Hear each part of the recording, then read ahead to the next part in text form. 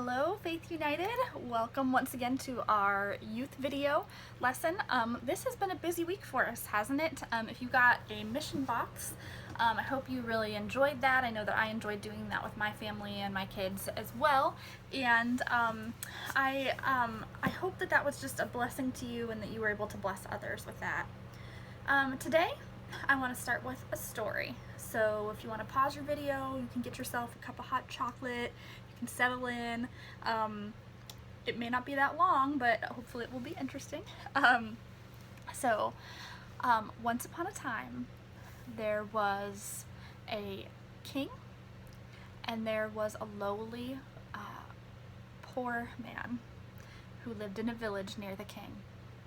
One day, the king was out for a ride on his horse, and he saw a group of bandits come along and snatch up the lowly servant who was poor.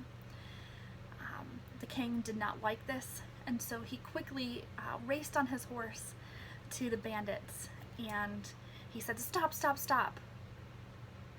I'm the king, and I decree that you take me instead."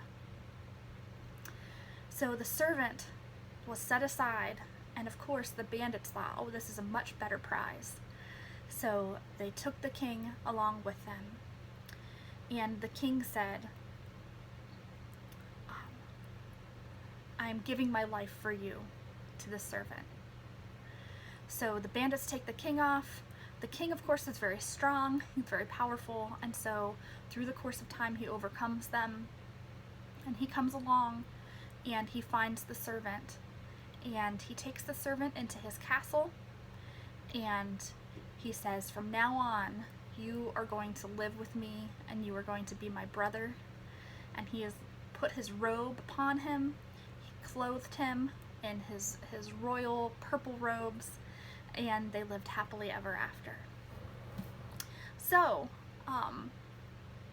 we are that lowly servant, and Jesus is our king, who has given himself up for us, and who has brought us from a place of lowly, poor servanthood into a place of honor and glory. And today we are continuing our series in our identity in Christ, and we are going to be looking at 2 Peter verse 9, and this is what it says.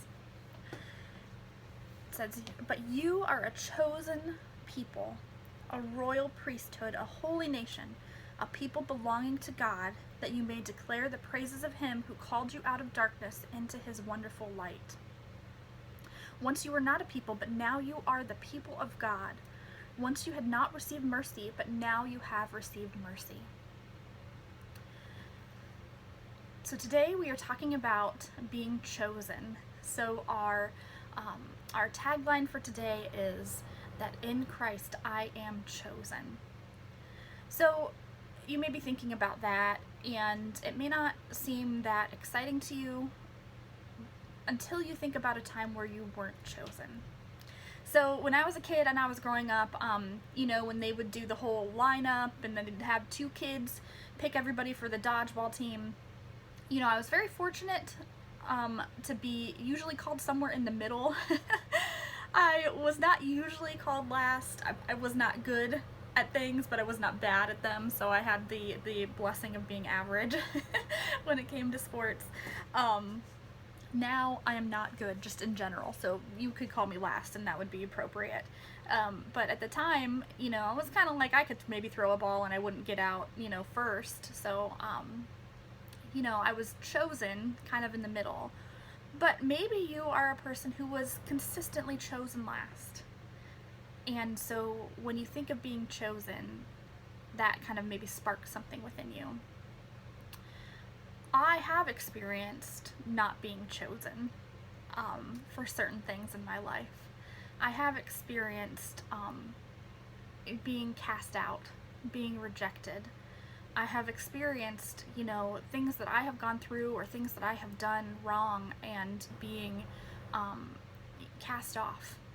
And so when I think about being chosen, that does something within my heart. One of our favorite songs that we sing in youth group is called Who You Say I Am, and it's by Hillsong United. And you might, just by my saying that, be able to conjure it up in your head and think of how that goes. But basically the lyrics are, who am I that the risen King would die for me? And the chorus says basically that I am chosen, not forsaken. I am who you say I am. And I'll be honest with you, there are times when I almost can't sing that because it brings tears to my eyes, and I feel just such a weight of blessing upon me because of that. And the idea that we would be chosen by God. So if you are one of those people who was picked last, or who has been cast off by your friends, or has experienced some kind of pain in that you have not been chosen for something, you can take this moment and really, I encourage you to sit with the fact that you are chosen by God. And all of those people who did not choose you, it is so insignificant in comparison that the God who created the universe has called you by name. He has chosen you. He has plucked you out from being poor and weak. He has ransomed himself for you. He has given himself up to the bandits so that you could live in his castle to be with him. And I hope that that is a blessing to you. I hope you can really take that in, and you can say, when we say to you, who are you? Who am I? You can say, I am chosen by God, and that is my identity in Christ. I hope this is a blessing to you guys today. How could it not be? I really encourage you to take some time, go on a prayer walk, think about that, spend some time with the Lord and what it means to be chosen by Him. And if you want to research even more, we read in 1 Peter 2:9 today. So you can read that more in context and more of what they are saying, what Peter's saying there.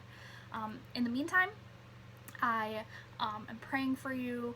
God bless you. I hope you have a wonderful day knowing that you are chosen, loved, and adored by your Creator. Thanks, guys.